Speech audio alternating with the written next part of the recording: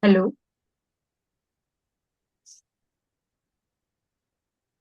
Hello, doctors. I welcome you all for one more exciting session of Guruji Ke Saath Gurwar 2.0. So, this series we have started on 10th of April 2025 under the mentorship of our Guruji Dr. Liaquat Namole sir. And I feel happy and blessed to welcome today on this session number 123 the speaker, none other than our beloved Guruji, Dr. Liaquat Namole sir. So there are many things that we always love to praise about sir. So here I will mention a few. Dr. Liaquat Namole sir is most eminent and passionate homeopath from Nashik, Maharashtra. Sir has more than 31 years of vast experience of homeopathic practice. Sir has conducted more than 500 seminars and webinars all over. Sir has conducted nationalized conferences on various subjects, specialized subjects like diabetes, cancer, skin, pediatrics, infertility, etc. And Sir's motto is to convert 10,000 GPs towards homeopathy. And till now, Sir has been successful in converting more than 2,000 general practitioners towards homeopathy if they are not practicing 100% homeopathy, but along with general practice. Sir is pioneer of the group Ignited Minds by PHF, where more than 2,500 doctors are learning on daily basis. And Sir is master of gestures. Sir has introduced many gestures uh, towards homeopathy, and it is blessing for us. Sir has introduced a special method for practicing mind method known as MML, that is mind method by Dr. Liaquat, and empathy is the mantra. Liaquat sir is known author of the book that is the bestseller book Humanopathy that most of us have already read, and sir is working on the second edition of the book. And I always say that sir is teacher by passion, not by profession. So we are blessed to have sir as our guru, as our guide. So today we are dealing with the practical cases, and that is applied organon part 4. And I think I should not waste much of sir's time. So let us welcome sir with a huge round of applause. Welcome sir. Over to you.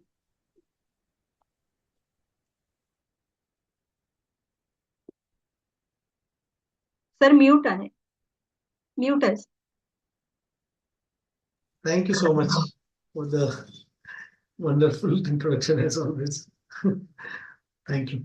Yeah, so let us start with our presentation. We are dealing with case taking, right? तो अभी तक हमने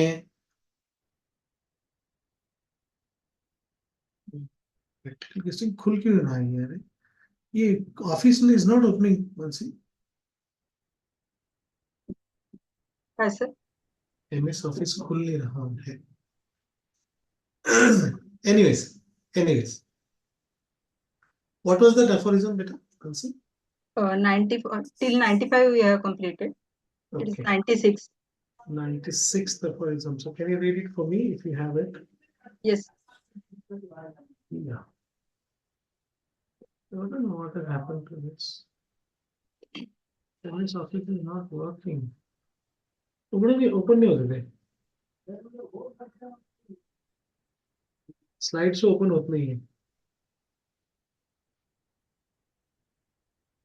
Anyways, see, we have this is our fourth lecture, right? In practical case taking. So last time we discussed about case taking in women and in men, right? Now, Dr. Harriman talks about exaggeration of symptoms, right? So in this, we have to differentiate between three rubrics, okay? There are three rubrics which we have to differentiate between. One is what Dr. Hahnemann talks about hypochondriacal cases, right? So hypochondriasis. So the rubric is hypochondriasis, anxiety, hypochondriacal. Right? What is hypochondriasis? What is hypochondriasis? Can anybody tell? If you go to Google and see the meaning, simple meaning of hypochondriasis. What is the meaning of hypochondriasis?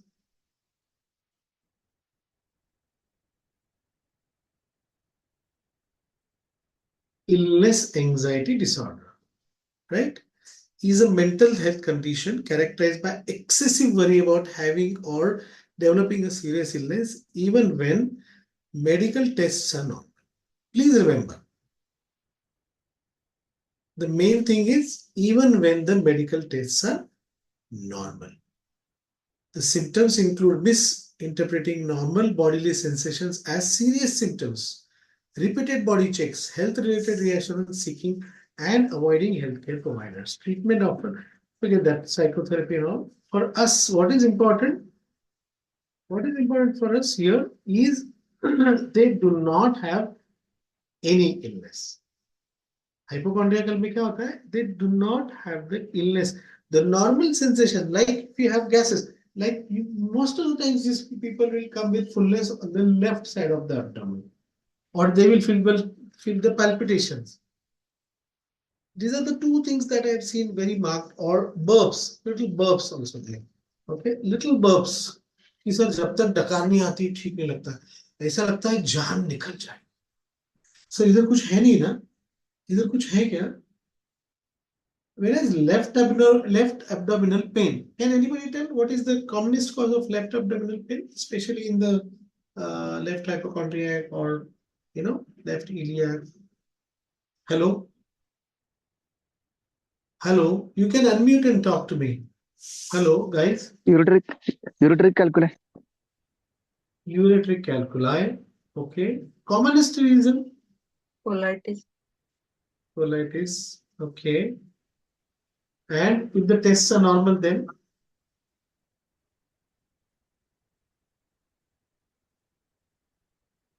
hello.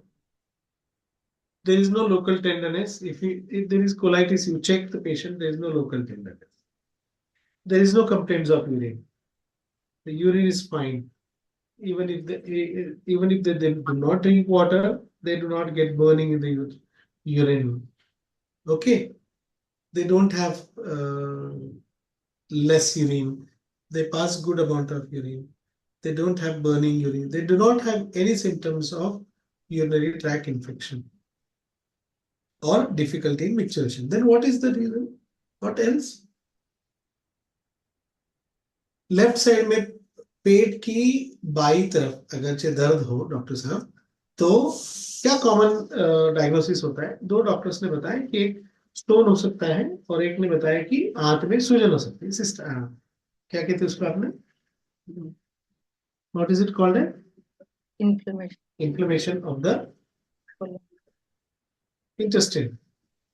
तो ये अगर दोनों नहीं है, local tenderness नहीं है, पेशाब में कोई तकलीफ नहीं, तो the commonest cause of left abdominal pain is, hello, anybody? Simple practitioners, very practical, very practical thing.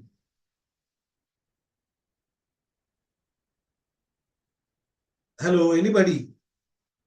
Constipation. Very simple.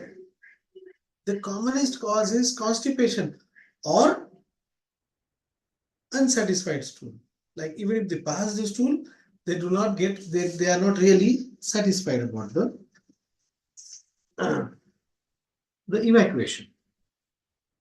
Now constipation sometimes, or passing of really less stools, जो नक्स के जैसा कि जहां पर आपको satisfaction नहीं मिला है. Is it a बीमारी? Is it a disease? क्या ये कोई बीमारी है कि पेट साफ नहीं होना?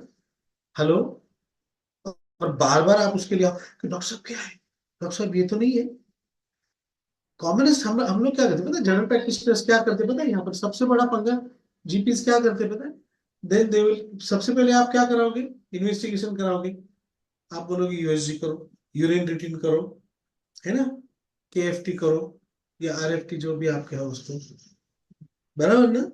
और फिर इन लोग पहले ही, हाइपोकॉन्ड्रियोसिस वाले लोग ज्यादातर बहुत इन्वेस्टिगेशन करके आए हुए हैं, ठीक है।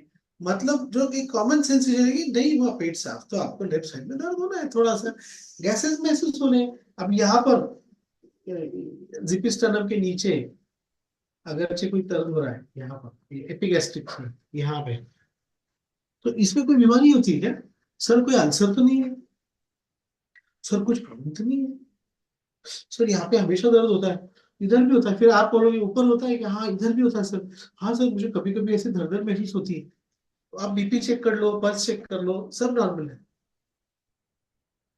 They will come with heart disease के symptoms, they will come with, हम लोग क्या करते हैं ना, हम लोग फियर ऑफ हार्ट डिसीज वगैरह उसके अंदर जाकर अटक जाते हैं, instead of taking the rubric anxiety hypochondriacal और हाइपोकॉन्ड्रियासिस।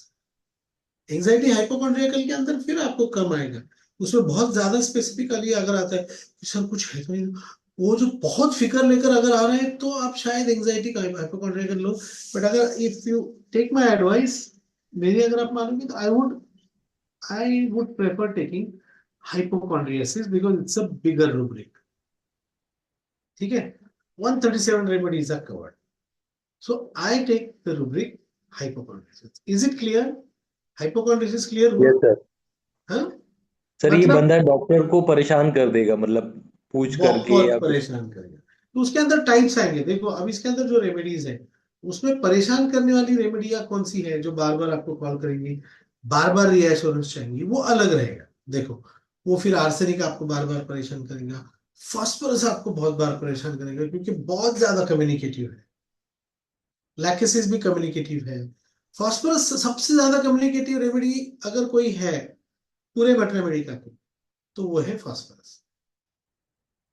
मतलब आपको मैसेज कर करके परेशान करने वाला फास्फोरस, ओके। सबसे ज्यादा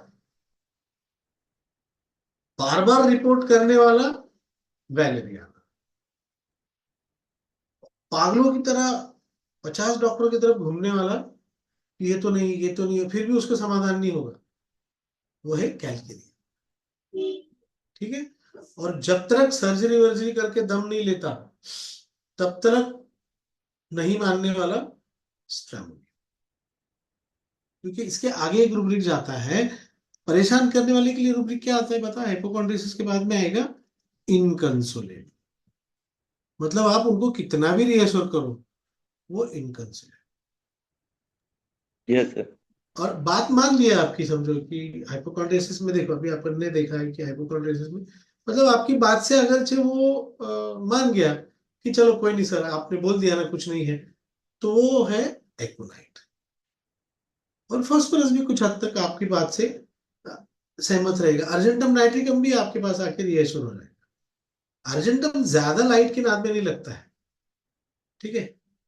अर्जेंटम नाइट्रिकम जो है ना वो ज्यादा चेकिंग वेकिंग की नाद में नहीं लगता है, क्योंकि उसको पता है कि भैया कुछ है नहीं, क्योंकि इसके आगे और रूब्रिक है, इसके साथ डीडी और क्या आएगा, हाइपोकॉन्ड्रियोसिस के साथ पे डीडी जाएगा एग्जैगरेटिंग। एक होता है फेनिंग सिकनेस, मतलब कुछ बीमारी नहीं है और ये जानबूझकर फेन करेगा, जानबूझकर नाटक करेगा। फेनिंग का मतलब क्या है, what is फेनिंग, hello, what is फेनिंग, बीमारी नहीं है फिर भी बताएंगे। देखो फेनिंग देख लो, अभी अभी इतना फायदा हो गया ना। फेनिंग, to feign is pretend to be affected by a feeling, state or injury. फेनिंग क्या होता है, इंटेंशनल होता है। फेनिंग के आगे बहुत अच्छा रूब्रिक दिया है, होम्योपैथी के अंदर वो बहुत अच्छा रूब्रिक है फेनिंग के आगे। फेनिंग सिक टू भी एक इसमें डायरेक्ट दिया है, फेनिंग फेंटिंग इन पैरालिसिज्म, फेनिंग फेंटिंग इन पैरालिसिज्म। फेंटिंग मतलब क्या, चक्कर आके गिर जाए। लेकिन फेंट कहाँ तो होते हैं अपन ज्यादातर, where is the fainting happen, where does fainting happen, hello, कहाँ पर फेंट होते हैं इंसान? ज्यादातर आपने देखा होगा स्कूल में अर्ली मॉर्निंग परेड है, आपको अर्ली मॉर्निंग झंडा वंदन के, फ्लैग होस्टिंग के 2-3 दिन पहले आपको बुलाया जा रहा है प्रैक्टिस के लिए, तब वहां पर लोग जमे और ठप सबके सामने। फेंटिंग में क्या होता है ना, आपको पैनिक क्रिएट करना होता है, आपको सबका अटेंशन चाहिए होता है, आपको ये होता है कि अरे कोई ध्यान नहीं दे रहा इस पर। और फेंटिंग इन पैरालिसिस मतलब क्या? पैरल मतलब उसको होते नहीं क्या फेंटिंग स्पेल्स हो गए उसको। अगर आपने इसके पहले वाला, अगर आपने बिग बॉस देखा होगा ना, just before this, what is that lady, वो मुनावर की एक्स गर्लफ्रेंड थी वो, हेलो, मुनावर की एक्स गर्लफ्रेंड जो थी पिछले बिग बॉस में, जब उस पर बारी आती थी वो चलते चलते गिर जाती थी, and she would never fall, like वो ऐसे मस्त ऐसे नागिन की तरह गिरती थी ऐसे, मतलब आप जैसे नहीं कोलैप्स, अभी ये जैसे एक चीज है, ये है, ये गिर रहा है धप से, और एक चीज कपड़ा है, आप समझो ये कैसे गिरेगा, ये ऐसे गिरना, ठीक है, मस्त या ऐसे गिर के लेटना, बेड पे गिरेगा, नीचे नहीं ऐसा गिरेगा। नहीं, इस तरीके से गिर के लेटना पीछे मस्त, और ये है मोबाइल है जो गिर रहा है धप धप टूट रहा है, आप समझ रहे हो? तो फेंटिंग वाला या तो पीछे देखेगा कौन है मस्त और फिर ऐसा गिरेगा, या फिर ऐसे बैठ के गिरेगा मस्त नीचे बैठ के था, पर इस तरीके से गिरेगा ब्रो कि सब लोग अरे क्या अरे क्या, अरे सुनील को क्या हुआ? सुनील को क्या, अरे सुनील को सब जाएंगे, लेकिन फटाफट उसके एक दो दोस्त उसको पानी पिलाओ, ये ले लाओ जूस लाओ, उसको वो क्या इनर्जल लाओ, ये लाओ वो लाओ, फटाफट उसको पिलाएंगे, और लगे घर वालों को फोन करेंगे, अरे इसको लेकर जाओ, उसको दिखा लो, डॉक्टर को दिखा लो। फिर डॉक्टर बोलेंगे हाँ थोड़ा सा डिहाइड्रेशन है, ये है, नहीं नहीं सर मैं घर जाता हूँ, मुझे घर जाना, घर जाए, ठीक है। और फेनिंग के अंदर दूसरा fainting tarantula is the only remedy जो कि कनिंग है, जो कि ब्लैकमेलिंग में एक नंबर है। टैरेंटुला में पढ़ा है हम कि ऑफिसर की वाइफ, जो ऑफिसर दूसरी जगह पे रह रहे हैं, ज्यादातर ऑफिसर लोगों की बीवियां खूबसूरत होती है, ऑफिसर्स इतने खूबसूरत नहीं होते, है ना, मस्त bold and dark and all that, तो पैसे के लिए आई हुई, मतलब जो भी है घर वालों ने पैसा देख के दिया वगैरह वगैरह वॉट एवर इज देयर, पर वो फिर वो अटेंशन चाहती, बिकॉज बड़ा रहता उम्र में ज्यादातर। टैलेंटुला का मेरा ऑब्जर्वेशन आपको बताता है, या तो उम्र में ज्यादा रहेगा, ज्यादातर मैंने देखा हुआ है टैलेंटुला के हस्बैंड्स उम्र में ज्यादा रहते हैं उनसे, खूबसूरत नहीं रहते, लेकिन पगार वगैरह कमाते हैं। दूसरे होते हैं जो उनकी बात नहीं मानते, सासू के पास में बीवी को रखा है, ये बंदा दूर दराज 200 किलोमीटर दूर पे काम कर रहा है, सैटरडे संडे को आ रहा है, कभी कभी आ भी रहा है, कभी कभी महीने में एक बार, एक दो बार। क्या होता है आपको एक दो बच्चे हो गए तो फिर हस्बैंड का भी वो फिजिकल अट्रैक्शन वगैरह से भी चीजें, ये इंटरेस्ट कम हो जाता है, खूबसूरत भी उनको चाहिए होती है ऑफकोर्स, क्योंकि ज्यादा उम्र में, लेट उम्र में शादी होती है, पैसा आता है तो लस्ट रहती है, क्योंकि गवर्नमेंट ऑफिसर या फिर ऑफिसर है तो लस्ट फॉर मनी जिसको है, जो बंदा देखो। और एक चीज आपको बता रहा हूँ मैं, practical tip, I may be wrong in exceptional cases only, क्या होता है ना, जो बहुत कम उम्र के अंदर सेटल होते हैं ना, ये भी चीज आप याद रखो, जो एकदम अर्ली एज में सेटल होते हैं, अर्ली एज में पैसा कमाने लगते हैं ना, उनको पैसे की जरूरत होती है, पैसे की लालसा भी होती है, माइंड यू। तो लालच जो है, that is lust for money, तो lust for money, they will certainly have, they will certainly look at women also with as an object of lust. Not all the women. I'm not talking about all the women, but they would certainly want a wife who would be younger, fairer, little hot type. The hot is not very easy to manage, bro. I am telling you, if you're 10 years elder and all, it's very, even if you're very dude like Ritik, come on, it's very difficult. I mean, look at Salman and Aishwarya, both hot. Look at Salman and Kaif. I mean, Katrina Kaif. Look at Salman and who was the other girl? Sangeeta Bijlani ji. Wow. All of his girlfriends were very hot. Salman is, mashallah, epitome of handsome and hot. Our times. But he could not handle them. Please remember. So it's very difficult to handle a hot woman. And as to a gap man sir who 10 is साल so, से ज्यादा नहीं होना चाहिए। हाँ, as gap का भी रहता है ना, 10 साल से ज्यादा नहीं होना चाहिए या ऐसा कुछ। तो वो एक चीज होती है। देखो, मेल का तो परफॉर्मेंस कभी खत्म नहीं होता है, आप याद रखो। Women after a certain age they lose interest in physical, whatever you call it, the course or whatever. They lose. Men do not. Men are like horses. They are fertile till they die. And I have had a case like he married fifth time, to have a son. And that girl who he married was from my village. So fortunately, uh, she delivered a baby girl, and this man was getting pretty old. So these people knew that Dr. Liaquat has a very good name in infertility and he's had this. So they came to me for having a male child though. Okay, so then we treated, and with the grace of God, he got a male child, mashallah. And then he died after 3 years. When he died, his age was 75.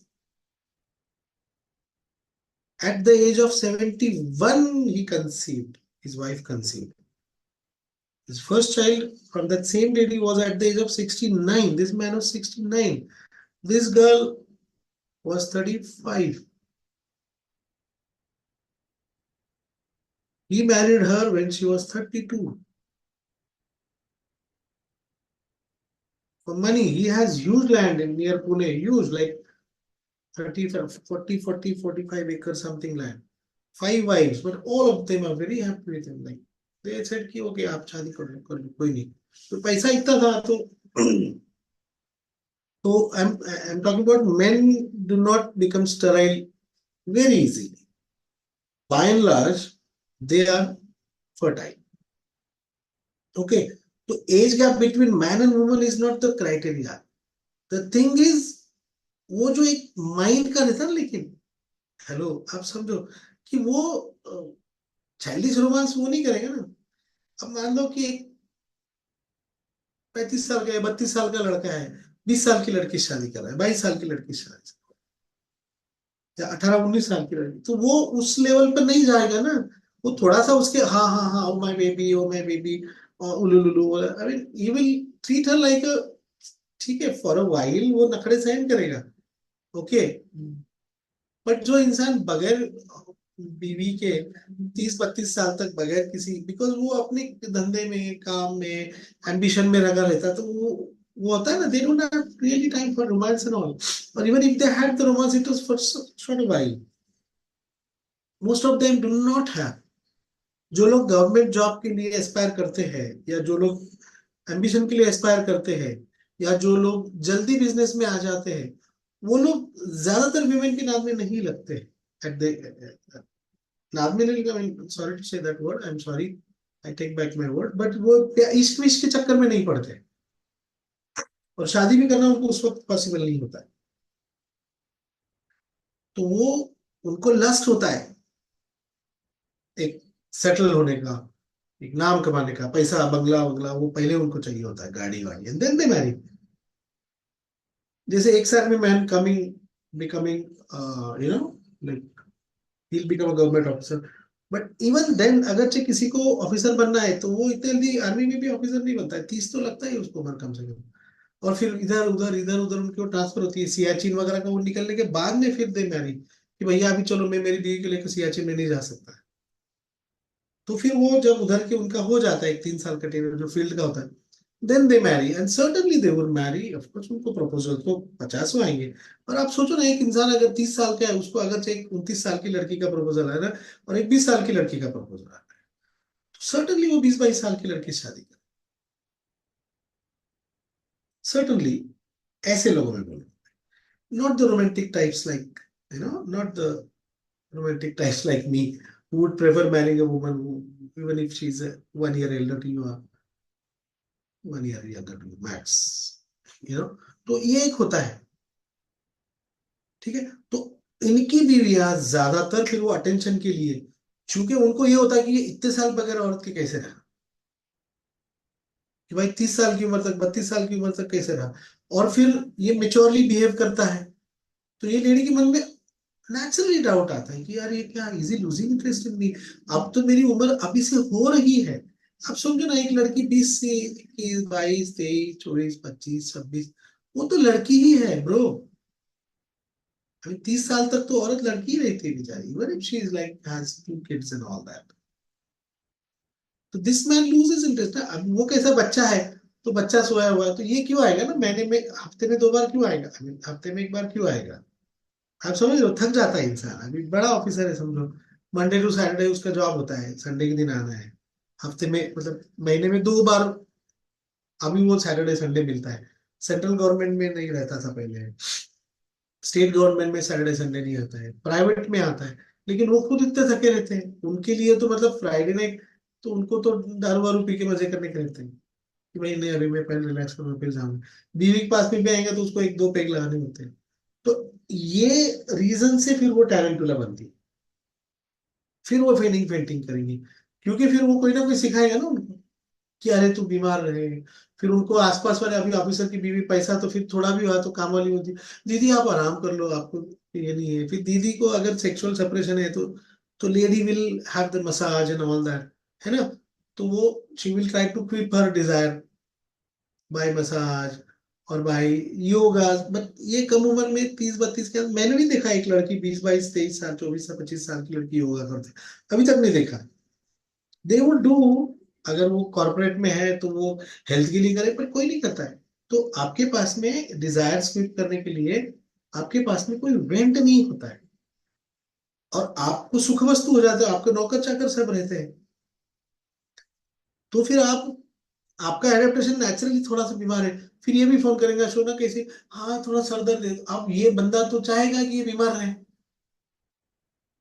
ये बीमार है भैया तू यार, अच्छा है, रात को फोन नहीं करेंगे, सताएंगे नहीं, सोए कि नहीं, क्या खाया, क्या कर रहे हो, वीडियो कॉल करो। ये बंदा थका रहा रहेगा, इसने एक पेग लगा रहेगा, या फिर नमाज वमाज पढ़ के ये सोना चाहेगा, क्योंकि दिन भर बॉस ने वाट लगाई है, एम्प्लॉयज ने ये किया हो, तो ये तो चाहेगा कि आई वांट टू स्लीप बाबा। हाँ बाबा बीमार है, चल ये तो दवाई भेजेगा, पैसा भेजेगा, दाई भेजेगा, दवाई भेजेगा, डॉक्टर भेजेगा, हस्बैंड। तो यहाँ पर फिर ये इसका एडेप्टेशन उस तरफ जाता है, तो फिर ये फेन और ज्यादा मारेंगे, और ज्यादा फेन करेंगे। थोड़ा सा भी सर दर्द है तो फिर उसको नेचुरली सर दर्द होना है, फिर उसे नेचुरली होना है, पीएमएस होगा, सब होगा। हालांकि पीएमएस तो फेनिंग नहीं होता है, बट इसको उस तरीके से फिर होना है, धीरे धीरे धीरे धीरे। फेन तो मारेगी ही मारेगी। एक अमीर की बीवी, अमीर इंसान की बीवी गरीब घर से आई हुई, वो भी फेन मारेगी, क्योंकि उसको अटेंशन के लिए क्या है, हस्बैंड तुम्हारे पास ध्यान कब देता है, जब तुम बीमार होते हो, बाकी नहीं देता ध्यान हस्बैंड। क्योंकि घर में माँ भी होती तो माँ बोलेगी देखो बीवी का गुलाम बन गया, या इतने इतने चीज के लिए क्या करना है, फिर उसको भी तो ये रहेगा, भले माँ ने नहीं भी बोला तो भी उसको खुद को बंद लगेगा, अरे ये क्या इतने इतने चीज के लिए बहन ये कर रही है यार, ये बीवी काय के लिए क्या मैंने, जब देखो जब बीमारी आ रही है क्या है, कितने नखरे सहन करने के, इसको हर बार फूल लेकर जाओ, चॉकलेट भी देने के बाद में फिर ये बोलती है आधा तुम खाओ आधा हम खाएंगे। अब तुम समझो ना, एक 32 साल का लड़का है जिसने वो लड़की के फिजिकल देख के शादी किया हुआ है, वो ये कहाँ रोमांस, वो बोलेगा यार let me have physical relation, यार ये क्या हर बार। men are not very much interested in क्या कहते हैं उसको, before intercourse after intercourse, what is it called, foreplay and hindplay. Men are not very interested, I am telling you truth, because I've seen thousands of cases now with the grace of Almighty, thousands. So they are not very much interested in foreplay and hindplay and all. वो once in a blue moon बहुत wine wine पिया है, गया है तो फिर ठीक है, अदरवाइज दे आर नॉट। तो उससे भी फिर ये, तो आप समझो फिर वो जो एज गैप की वजह से वो जो कंटा लेगा, या फिर वो ट्रेडिशन गैप की वजह से फिर वो, तब फिर ये लेडी उसका अटेंशन चाहेगी। उस वक्त फेनिंग औरतों की बात नहीं कर रहा हूं, ज्यादा हो। और एक फेन कौन करेगा, बच्चा जिसको पढ़ाई नहीं करनी है। एक फेन कौन करेगा, जिसको आराम से चाहिए कि मुझे काम नहीं करना, आलसी जैसे अर्जेंटम नाइट्रिका में। एक पल्सर लाए जो फेन मारेगी, क्योंकि उसको भी कम काम करना है, उसको भी अटेंशन चाहिए, सासू माँ काम कर ले, सब अपना अपना कर ले। तो फेनिंग के अंदर की जितनी भी रेमेडीज है, फेनिंग में हमेशा ज्यादातर मैंने देखा है there is a reason. Either आपको सामने वाले को डराना है, बेलाडोना है, जिसको नहीं ज्यादा करना है, लाइट रहना है, बाबा थोड़े में चल यार मेरे को तकलीफ हो रहा है, इग्निशिया भी फेन करेंगी अगेन। इग्निशिया भी तो आपको स्कूल में पढ़ाया है, कॉलेज में पढ़ाया कि हिस्टोरिकल। सिफिलिनम ऑब्वियसली ओसीडी है, सिफिलिनम ओसीडी में भी सिफिलिनम अगर आप देखोगे वॉशिंग हैंड्स के अंदर सिफिलिनम है। Sabadilla again is a remedy of hypochondriasis. Valeriana and Sabadilla are the most prescribed remedies for hypochondriasis with stramonium and phosphorus. Okay, ज्यादातर आपको मैं पढ़ाया हूँ पीछे वैलेरियाना, तो I don't have to really explain, but जहां पर आपको स्टैमोनियम लग रहा है ठीक नहीं हो रहा है, वैलेरिया आप देखकर देखना, क्योंकि लाइट डिजायर वैलेरियाना में बहुत मार्क्ड होता है, फियर ऑफ बीइंग पॉइजन बहुत ज्यादा उसके अंदर होता है ना। डिल्यूजन सेबाडिला के अंदर ये होता है कि बहू आ गई, उसने पूरा घर ताबे में ले लिया, वो पूरा खर्च कर करके पैसा खत्म कर रही है ना, डिल्यूजन। अल्सर शी हैज, उसमें एक डिल्यूजन है, delusion she has ulcer, delusion ulcer ना, क्या है, स्टमक अल्सर, क्या है उसका, peptic ulcer, stomach ulcer in the stomach, has corrosion of an ulcer in stomach. देखो इग्निशिया एंड सेबाडिला, करोजन मतलब क्या, नॉट ओनली अल्सर, करोजन मतलब करोड़ कर रही है, कुरेद कुरेद कर खा रहा है। जब से बहू आई है खर्चा, ये सेबाडिला सासू माँ की रेमेडी है, प्लीज याद रखिए। मेरे पास कितनी केसेस है सासू माँ की, जब से बहू आई है सर मेरे इतना वेस्ट कर रही है खाना, कुरेद कुरेद के खा रही, सर ये पैसा इसका हमेशा मायके लेकर जाती है, यहाँ से धीरे धीरे मायके वालों को देती है, चुरा रही है पैसा, मायके वालों को दे रही है, इतना खर्चा कर रही है डॉक्टर साहब, हम लोगों ने इतना छोटा छोटा पैसा जमा कर करके संसार बनाया डॉक्टर साहब, और ये बहू आई है जब से इसने पूरा वेस्ट कर रही है, तो करोजन है, मतलब ये कहा क्या कर रही है, कुरेद कुरेद कर खा रही है, पूरा बर्बाद कर रही है हमारे घर को, ये सेबाडिला होता है, रिमेम्बर। ओके, इग्निशिया का भी वही, दूसरी जब आती है ना, क्या है, when the younger one gets the attention, मतलब जब देवरानी आ गई है ना जॉब की जगह पर, या फिर आप कहीं पर सबॉर्डिनेट है, और उसको बॉस ने और एक उसी के लेवल का और एक लेकर आ गए एम्प्लॉय, फिर वो इसकी जगह को हिलाने की कोशिश करेगा, वो इग्नेशिया वापस जो फिर इग्नेशिया वाइल्ड बनेगा, वो भी इग्नेशिया है। तो Ignatia is a very good remedy when you think the case is lachesis, क्योंकि वो कॉम्पिटिटिवनेस के अंदर लैकेसिस अपन यूज करके अपने को लगता है जेलसी वेलसी, and then we give Lachesis many times, but it is most of the times ignatia. The rubric is jealousy, children between, when the newborn gets all the attention, remember, क्योंकि नया आता है एम्प्लॉय, तो उसके पास में नए नए तरीके लेकर आता है, कंप्यूटर सिखाता है क्या क्या करता है, वो पीपीटी बना रहा है, चैट जीपीटी यूज कर रहा है, एआई यूज कर रहा है, तो नेचुरली जो पहला था एम्प्लॉय उसकी तो कुर्सी डगमगा रही है, तो उसको उससे टेंशन आ जाता है, तब वो फिर उसको लगता है कि यार ये तो पूरा सब ताबे में ले रहा है, और ये मेरे को पूरा कुरेद रहा है, मेरी पूरी इनकम चली जा रही है इसके कारण। वहां पर इग्नेशिया बहुत बार आता है, तब फिर इग्नेशिया फेन करना है, फिर फेनिंग वो कुछ भी रहेगा फिर उसका वहां का, समझ रहे हो ना। फिर वो बीमार होना, सर नहीं कर पा रहा हूँ बीमार, तो वो सिक लीव सब कुछ लेंगे, है ना, सिक लीव लेके गायब हो जाएगा, आराम के लिए उसको जाना है, रिट्रीट के लिए जाना होगा। तो ये फेनिंग वाले ये बंदे हैं, इतने लोग, ठीक है। और one more rubric that is to be differentiated from hypochondriasis, feigning is exaggerating. Exaggeration में क्या होता है ना, एग्जैगरेशन में आपको होता है, लेकिन आप उसको बढ़ा चढ़ा, आप बढ़ा चढ़ा कर, ये सबसे मेन चीज इसके अंदर है। अब फेनिंग में और एग्जैगरेटिंग अगर आप दोनों साथ में लोगे ना, तो आपको बताता हूं मैं, एक रेमेडी कॉमन आती है प्लम्बम में, तो फेन और एग्जैगरेटेड, एग्जैगरेट दोनों साथ करते हैं। देखो फेनिंग एग्जैगरेटिंग में प्लम्बम और लाइको, देखो कैलकेरिया लाइको प्लम्बम, ये तीन लोग फेन भी करेंगे और एग्जैगरेट भी करेंगे, मतलब थोड़ा सा गैस भी है तो सब बहुत, एसिडिटी भी रहेगी तो सब बहुत ज्यादा मतलब सर ये क्या, सर ऐसा लग रहा है मेरा सीना सर ये हो जाएगा सर। समझ रहे हो? Just giving an example. फेनिंग के अंदर कैसा रहेगा ना, यहाँ भी दुख रहा है, इधर भी दुख रहा है, इधर भी दुख रहा है, इधर भी दुख रहा है, तो फेनिंग के अंदर आपको पता चलेगा, क्योंकि फेन के अंदर टोन रहेगा, उसके अंदर वेरिएशन आएंगे। एग्जैगरेशन के अंदर भी आपको सर इतना दुख रहा है, क्या बताओ सर, ऐसा लग रहा है पेट के अंदर सर चूहे सर, पेन में इधर से ऐसा गोला आ रहा है सर। ग्लोबस वालों का आप देखो, ग्लोबस हिस्टेरिकस, ज्यादातर के वो फेनिंग एग्जैगरेटिंग में आते हैं। सो ग्लोबस हिस्टेरिकस के अंदर तो स्पेसिफिकली ग्लोबस रहेगा, मतलब बॉल लाइक सेंसेशन रहेगा, लेकिन एग्जैगरेटिंग के अंदर थोड़ा भी रहा मतलब हाथ में इधर लगा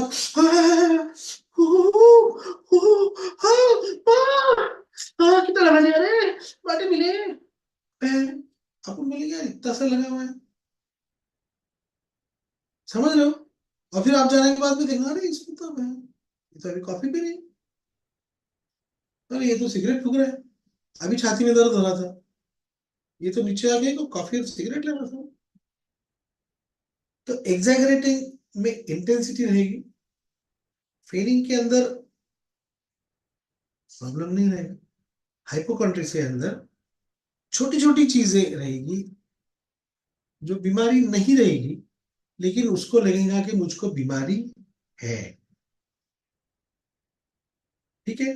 फिर हाइपोकॉन्ड्रियासिस को अपन फिर डिल्यूजन के अंदर, लेकिन हाइपोकॉन्ड्रियासिस में मैं ज्यादा, देखो डॉक्टर साहब ने भी, डॉक्टर हैनमन सर ने भी, मास्टर हैनमन ने भी क्यों इस पर ज्यादा स्ट्रेस दिया है, because we deal with the delusions,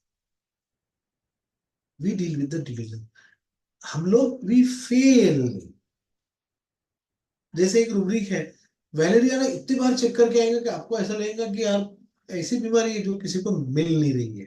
doctor साहब मेरी बीमारी किसको हाथ ही नहीं आ रही, समझ में नहीं आ रहा सर, इतने टेस्ट करने के बाद भी, बार बार टेस्ट करने के बाद सर, 3 बार तो मैंने स्कोप ही कर लिया, सोनोग्राफी देख लो सर, कितने एक्सरे कितने बार कर लिया, मेरी बीमारी किसको समझ में नहीं आ रही। तो आप क्या होता है ना, एक रूब्रिक है delusion, he has an unrecognized disease, only remedy is reference there, तो हम लोग उसमें फंसने का चांस रहता है। Delusion, disease, unrecognized, he has an only remedy is reference. So you will give reference and you will fail. Then you will go to light desire. यार इसको चेक तो करना है, और एंजाइटी हाइपोकॉन्ड्रिया के अंदर, then you go to remedies like Valeriana और Sabadilla, क्योंकि लाइट डिजायर में भी, आई थिंक लाइट डिजायर में सबाडिला नहीं है शायद से।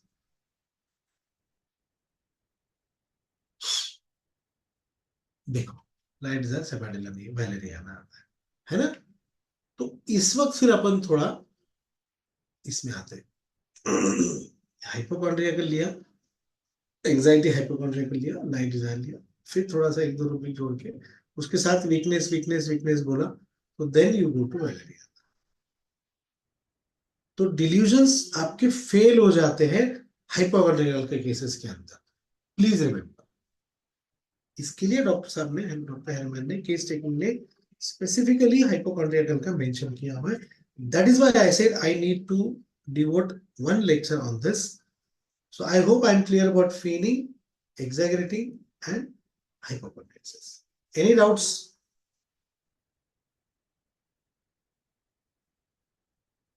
Okay, Mansi, we should wind up then, beta. It's 4 o'clock already.